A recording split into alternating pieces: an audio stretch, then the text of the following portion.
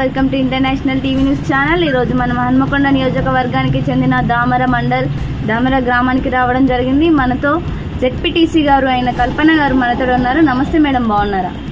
బాగున్నామండి. మీ పాలన వర్గం 9 సంవత్సరాలని మేము విన్నాం. ఈ 9 సంవత్సరాలు మీ గ్రామానికి ఎలాంటి అభివృద్ధి మా గత ప్రభుత్వం గౌరవ ముఖ్యమంత్రి కేసీఆర్ గారు ఉన్నప్పుడు మాకు రైతులకు కానీ అందరికీ రైతు భరోసా అని, రైతు బీమా కానీ ప్రతి ఒక్క ప్రజలకు అందుబాటులో ఉంటూ ప్రతి ఒక్క కార్యక్రమంలో మా ఎమ్మెల్యే గారు కూడా మా పరకాల నియోజకవర్గంలో ప్రతి ఒక్క తన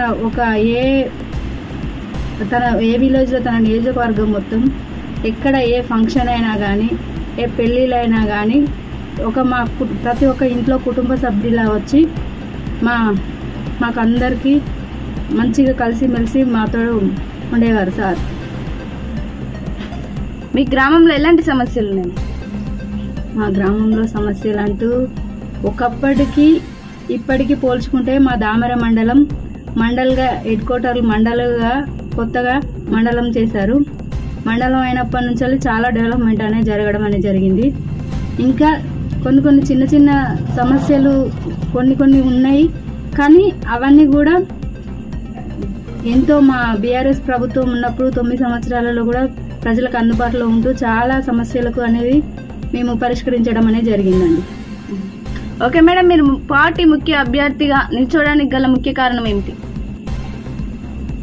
అంటే మా సార్ ఎమ్మెల్యే గారు మమ్మల్ని పార్టీ అభ్యర్థిగా నియమించడం జరిగింది. సార్ చెప్పిన ఆదేశాల మేరకు మా గ్రామాన్ని మండల్గా తీర్చిదిద్దినందుకు ధన్యవాదాలు చెప్తా ఉన్నాము. మండల్లో కూడా ఫస్ట్ జెడ్పీటీసీగా మాకు అవకాశం ఇచ్చినందుకు గౌరవ ఎమ్మెల్యే గారికి, చల్లా ధర్మారెడ్డి గారికి కృతజ్ఞతలు చెప్పుకుంటాము. ఎల్లవేళలా మేము వాళ్ళు ఏ ఆదేశం చెప్పినా శిరస వహిస్తామని ఈ సందర్భంగా ఎమ్మెల్యే గారికి చెప్పడం అనేది జరుగుతూ ఉంది. ఓకే మేడం, మీరు జెడ్పీటీసీగా గతంలో విన్ అవ్వడం మీకు ఎలా అనిపించింది? గతంలో విన్ అవ్వడం అనేది చాలా సంతోషంగా ఉంది. మేము అసలు మాకంటూ రాజకీయ అనుభవం అనేది కూడా లేదు. ఫస్ట్ ఒక 5 సంవత్సరాలు మా సారు జాగృతి కన్వీనర్గా చేసిండు. తర్వాత జెడ్పీటీసీ అవకాశం వచ్చింది. తర్వాత 5 ఇయర్స్ జెడ్పీటీసీగా చేశాము. అంతే అండి.